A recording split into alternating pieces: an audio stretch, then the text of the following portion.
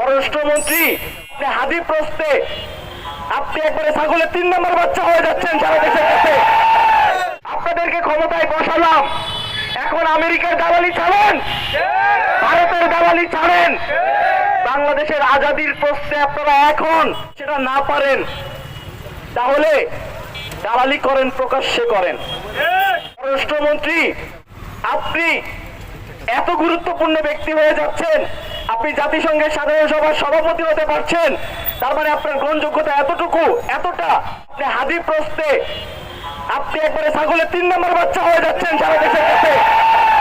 আর স্বরাষ্ট্রমন্ত্রী আপনি না মদিনার ইসলাম প্রতিষ্ঠা করতে চান, আপনি বাংলাদেশের ইসলামী প্রতিষ্ঠা করেন, আপনি ইনসাফ কায়েম করেন হাদি প্রস্তে।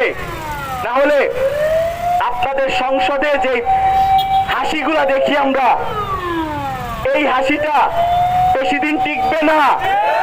এই